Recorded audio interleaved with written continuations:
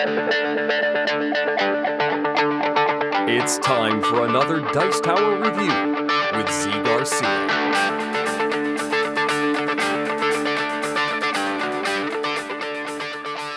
Hey folks, today I'm going to be taking a look at one of the expansions to Machi Koro, the first expansion, Harbor. Harbor here introduces a few new things. I'll just be giving you a brief overview of what this adds. I will not be teaching you how to play the base game, so if you need to go back and check out how to play the game, go ahead and do that now, but then come on back and I'll tell you what we can find in Harbor. Let's take a look.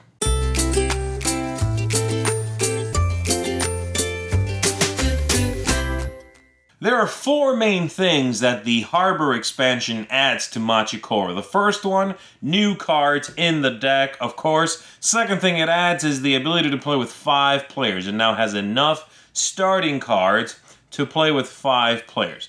Next is it introduces some new major establishments. The game originally had these 4. You now have a new one that is already built, City Hall here. And simply what it does is before you buy any establishments, if you have no coins, you get 1 coin. Not much to it, but that's what it does. It's already made. And then 2 more you have to buy. This is the new cheapest one, the Harbor, that gives the name to the expansion. And quite simply, this one says if the dice total is 10 or more, you may add 2 to the total on your turn only. So once you build that, you can manipulate your total a little easier. And then a new, most expensive, the airport, which costs 30. And this one, if you have it built on your turn, if you build nothing and the airport is built, you get 10 coins. That's a lot, but yes, you have to build the airport first for that to even qualify. So that's the third thing it changes. And then the last thing the game introduces is a new way to set up and display the cards from which you are going to be buying and building in front of you. The original game, you displayed a number of little stacks of cards with the same card in its own stack, and you could buy from those. Now you shuffle everything together, and you are going to be playing cards face up and making stacks of different cards. If anything shows up and it's a repeat of something else, then you just put it right on top of the old card and continue flipping. Let's see, ranch and tuna boat. So all these are different, all right? And you flip until there are 10 different cards, and now you can buy from these. So let's say on my turn, I buy this one here. Then we replenish it. And if it's a card that's already in play somewhere, then you would put it on that pile. So let's say this was already a cornfield.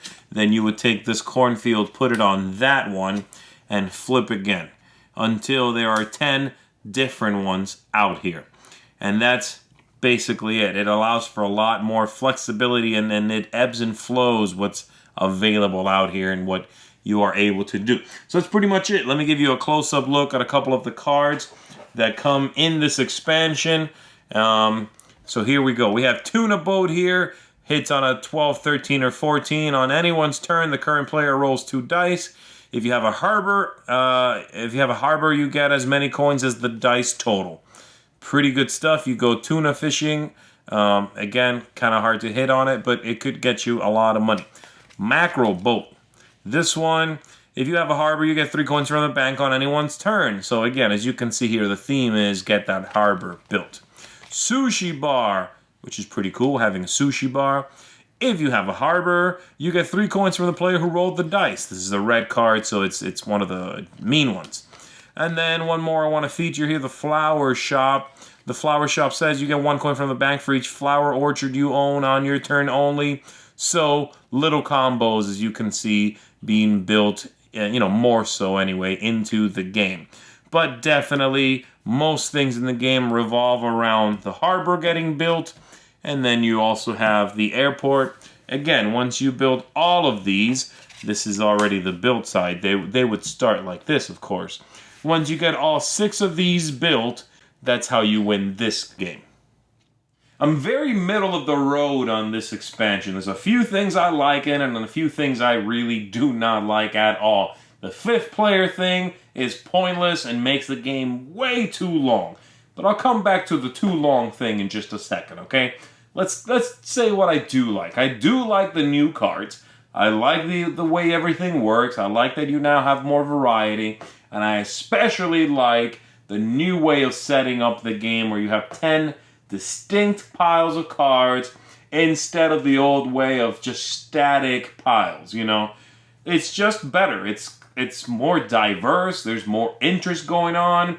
Sometimes you don't have the thing available that you want, and I kind of like that. I like that it just makes that pool of cards more engaging and more interesting. But having a fifth player and the two new major establishments that must be built for the game to be over, I think push the game out of the length of time that this game should be. This is a light, dice-rolling game. It's a game that should last 30 minutes, tops.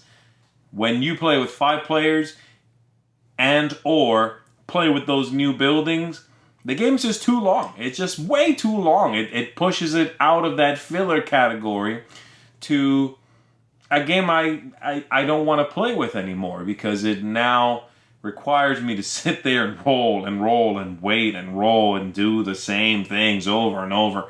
And so I would say, if you're okay with the game being considerably longer than it used to be, because it's not going to be that easy bumping up to 30 coins or playing with 5 players, right? You can just choose not to do that, but even playing with the new buildings. If you're okay with the length and you don't care and you're not as much of a stickler as I am when it comes to those sorts of things, then I would say go for it. The new cards are interesting, you know, and definitely the method of setting up the game is interesting. But if you're not too thrilled about the added time investment there, then I would say pass on this one. Because I'm not so thrilled with that. I will be doing a video review of the other expansion available at the moment, and go check out that one if you, let's say, want a differing opinion on how I feel expansions for this game should go. So, there you have it. A middle of the road for me on this one, leaning towards a pass, actually, because, again, simply too much time invested. That is Harbor for Machi Koro. Thanks so much for watching the Dice Tower videos. Find more great videos and reviews, as well as our top-rated audio podcast at Dicetower.com. You can also find other great shows at Dicetowernetwork.com. I'm Eric Summerer, and you've been watching The Dice Tower. The Dice Tower is sponsored by Cool Stuff Inc., where you can find great games for great prices. Cool stuff in stock. Check them out at CoolStuffInc.com.